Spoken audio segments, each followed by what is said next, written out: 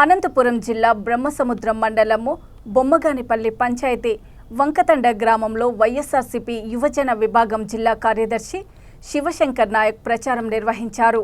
ఈ సందర్భంగా ఆయన మాట్లాడుతూ కళ్యాణదుర్గంలో వైఎస్ఆర్సీపీ ఎమ్మెల్యేగా తలారి రంగయ్యను గెలిపించుకోవడానికి ప్రతి ఒక్క కార్యకర్త నాయకులు అహర్నిశలు శ్రమిస్తున్నామని, ప్రజలు కూడా తలారి రంగయ్య ఎమ్మెల్యేగా కావాలని కోరుకుంటున్నారని మీడియా ముఖంగా తెలియజేశారు।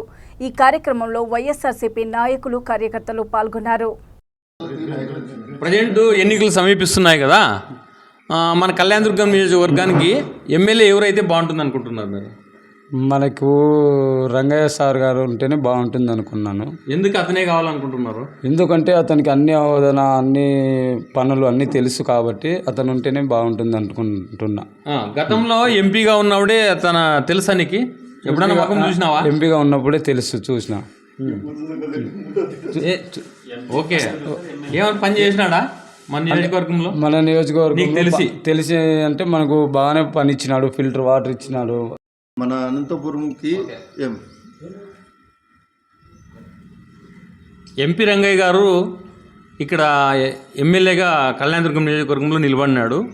మేము మా పథకాలు, మా ప్రభుత్వం చేసిన పథకాలే మా రంగయ్యని అత్యధిక మెజారిటీతో గెలిపిస్తారని మీరు అంటున్నారు, కానీ అతను ఎంపీగా ఉన్నప్పుడు మా కళ్యాణదుర్గం నియోజకవర్గానికి ఏమి చేయలేదనే వాదన జనాల్లో వినిపిస్తూ ఉంది। దానిపై మీ స్పందన ఏంటి?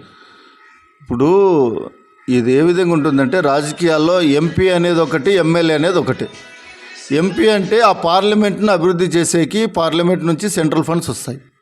ఆయన సెంట్రల్ ఫండ్స్ రావడం వల్ల ఆయనకు మీకు తెలిసిందే, కొన్ని శ్మశాన వాటికలకి అయితేనేమి ఆయన చేతనే ఆయన చేశారు। ఎమ్మెల్యేగా రావడం వల్ల ఏమైపోతుందంటే, స్పెషల్ ఫండ్స్ అనేది ఎంపీ కంటే ఎమ్మెల్యే చేతిలో ఎక్కువ ఉంటాయి। నియోజకవర్గాన్ని రూపురేఖలు మార్చాలంటే ఎంపీ కంటే ఎక్కువ ఎమ్మెల్యేకే సాధ్యం।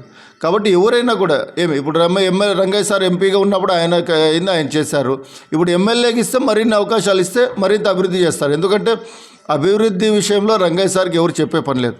ఎందుకు చెప్పే పని లేదంటే, ఆయన ఆఫీసర్గా ఎక్కడి నుంచి ఏం ఫండ్స్ తేవాలి, ఎక్కడి నుంచి ఎక్కడ డెవలప్ చేయాలి ఏమనేది ఆయనకు స్పష్టమైన అవగాహన ఉంది। కళ్యాణదుర్గం నియోజకవర్గం పైన ఆయనకు మనం చెప్పే పని లేదు, ఎందుకంటే ఆఫీసర్గాను ఎంపీగాను ఇక్కడ ఎంతో డెవలప్ చేస్తాడని మేము ఆశిస్తున్నాం।